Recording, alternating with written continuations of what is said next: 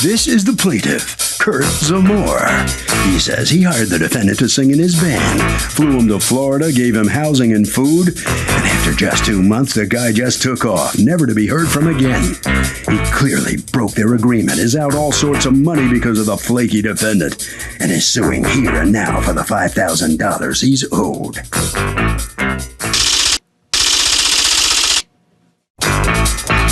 This is the defendant, Patrickson Calixte. He says he spent 6 weeks in Florida doing nothing. No rehearsing, no singing, nothing. 5 of the band members were even missing, for goodness sakes. His stress level became so high he fell ill and had to go back home, and his doctor put him in the hospital. The plaintiff even threatened him with Haitian voodoo, for crying out loud. This he does not need. He's accused of hitting a sour note.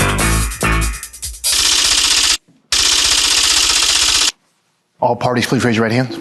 And welcome back to the People's Court. Next case on the docket. The plaintiff hired the defendant to sing in his band, flew him to Florida. He ate, drank, and then he took off. The defendant says the band was DOA when he got to Florida. It's the case of You're No Flow Rider. Thank you, Douglas. You're welcome, ma'am. Kurt Zamora, Yes, ma'am. you are suing Patrickson Calixte for $5,000. You say you're out actually more than that in damages because, according to you, he breached a contract to be your lead singer in a band that you manage, and therefore ended up costing you a bunch of money. Tell me what happened. Yes, Your Honor. On about March of 2011, met Mr. Calixte through a mutual friend. We started talking over the phone, and I had a band that I was putting together, yes, and he was a singer that used to actually reside in New York. And we started talking about possibly doing business together, and he agreed to move to Florida, join the band. Where in Florida? In Jacksonville, Florida, ma'am. And he agreed to move, and the conditions as stated in the contract was I was going to relocate him to Florida, provide him lodging for the first 90 days. And after the 90 days, he was to find employment. And once he found employment, he'll be able to take care of himself while we put the band together. The band wasn't... Okay, let me see the contract that you signed with him. Did you go to a lawyer for this, or you just did it yourself? We did it ourselves. All right, it says he's relocating to Jacksonville to join the band. He's agreed to be the lead singer. You've agreed to, I guess, relocate him. That means pay. Yes, ma'am. You're going to provide traveling arrangements. You've agreed to provide comfortable and adequate food and lodging for him for 90 days. Then after that, he'd become a business partner in Groovy. Yes, Your Honor. Okay.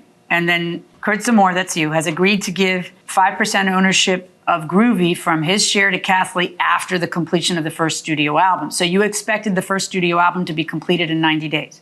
Yes, ma'am. Okay, so he relocates. He moves from where? New York is where you live? Yes. All right, and he moves down to Jacksonville from Brooklyn.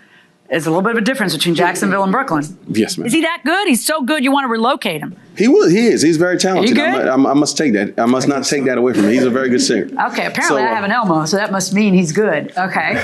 Can I? Do you have a CD or DVD of his music? Oh, you know I don't. I left it in my car.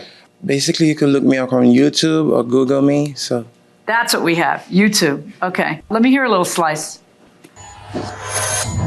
Is that the YouTube video? Yes.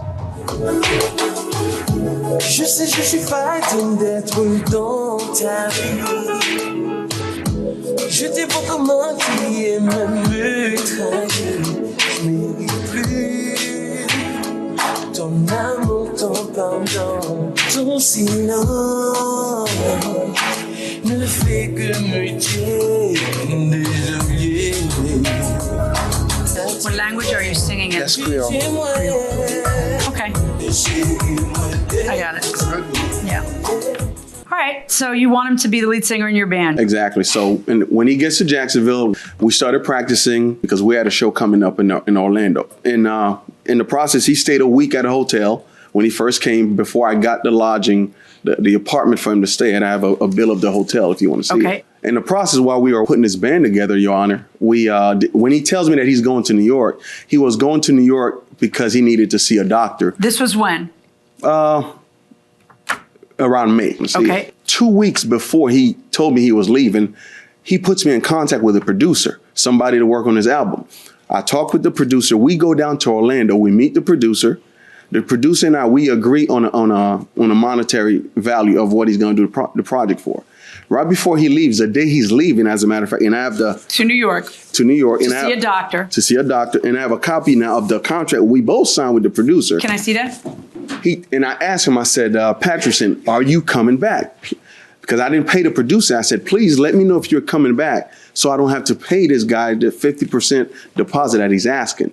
He's sitting in my car. He signs the contract. He said, I'm coming back in 2 weeks. He signs it. I sign it. I mail it to the producer with the payment. With the check. With the check. And yes. then he leaves?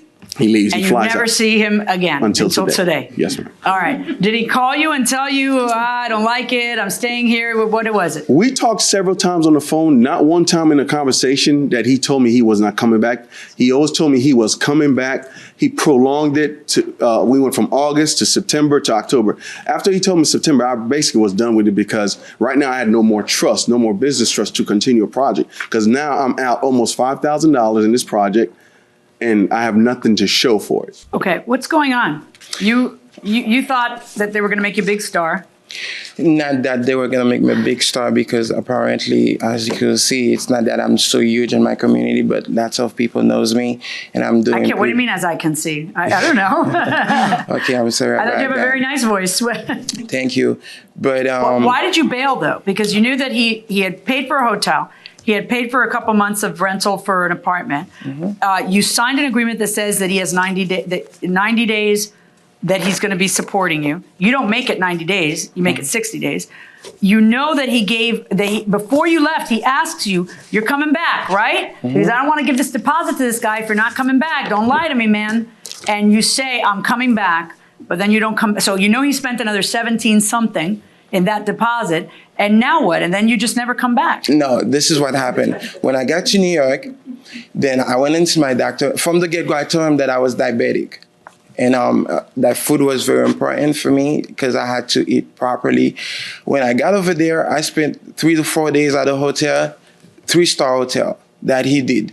Then I had to sleep over the friend that had introduced me to him for like a week or so. Then he moved me to the apartment without nothing. I had to sleep on the floor for 2 weeks. Then begging him for money, he gave me $200. My grandmother sent me some money. Then I got myself a bed. I furnished the entire apartment. And he can tell you, I left my entire clothes worth of $2,500 of clothes, or everything, my makeup kit, everything at the apartment, into thinking that I'm coming back. Okay, so what you're saying is that when you left, you really thought you were coming back. Yes. Yeah, but then you didn't. Why didn't you come back? I did not, because when I got to New York, I got worse, and I did call him. You got worse? What do you mean? Like, I got sicker. What were you sick with? You mean your diabetes? My sugar went up to 750, 775. It wasn't stable at all. So I called him. I said, Zamora, my health isn't that. It's really shaky. Therefore, I mean, I thought I was really coming back in a week or so, or 2 weeks. It's not going to happen. Give me 3 weeks. Give me 4 weeks. Then he become calling the house constantly, like crazy, talking to my grandmother. So at this point, I called him and left him a nasty message. I said, how dare you threaten me when I told you I'm sick, you know, and things like that. He never got back to me. This was when? You left in May. This was when? September. Yeah, a lot of time had passed. Okay, I got a notarized letter from my grandmother stating the things that he said on the phone. Okay, that's in September? Yes. Okay, you left in May. You had an agreement in March. The fact that he said, let's say he says horrible things in September. Okay, fine. But you breached 4 months before the horrible things were said. So you can't point to the horrible things and say, see, now I don't have to do anything because he said horrible things. No, because you had already breached months before that. So I'm not gonna believe you when you say that's why you're not doing it. I know you already weren't doing it. Okay, but so but wait a minute. So if he invests some money in a certain outcome, okay, that you're supposed to be, this is, my part is I'll pay all this, your part is you'll do the album. And then you never do the album. How is it that he gets no money from you at all? How is that fair? So the defendant's defense here is, you know, I got sick and that's why I never came back. Is that a defense to not paying the band back? No, he needs to suck it up and come back and play for the band. Or pay up the money. Or pay up, yeah. What do you think? I think that he should pay it back if it was in the contract. If the contract... Well, there's nothing, the contract doesn't say anything about that. I mean, the contract never says anything about, you know, specific things like that. Should he have to pay the money back? Yeah, he's just making a whole bunch of lazy excuses. That sound like lazy excuses to me too, going inside the courtroom. Because from May to September, Your Honor, We run the fund smoothly. There was no argument between us. He agreed Still that not arguing. That's a lie. We're not arguing now. But you made it seem that, you know, I vanished, that you never heard from me, and you had to take He never said he never heard from you. He said he couldn't get you down there to work. He wants you down there to work. While and I'm then it sick? doesn't happen. Look, I don't know what it takes for you to realize that you did the wrong thing. You did the wrong thing here. And you feel like you can do it because he did the wrong thing. You feel like he was supposed to be some big producer. You thought, you know, I don't know what you had in your head of how this was going to go down. It was going to be smoother. You were going to live nicer. It was going to be better conditions. You were going to be cutting an album. You were going to be a big star. And that didn't work out that way. But sometimes it doesn't work out that way from the beginning. And this contract you signed wasn't for you to be staying at the St. Regis. That's not the contract you signed. It just says provide lodging. That's all it says. Okay, the guy was providing you lodging. He was providing for you the way he was supposed to in the contract, substantially the way it was supposed to in the contract. And within 2 months, you bailed because you didn't like how it looked. That's fine, but that's going to cost you. So I feel like even though your contract is so vague and hard to enforce, I feel that it is fair for me to come up with a figure that would make you whole so you can move on and maybe try to salvage your project, or maybe not, and just at least cut your losses. And what I find is that the defendant is indebted to the plaintiff for breaching the contract in the amount of $3,000. Verdict for the plaintiff. Just hold on right there, please.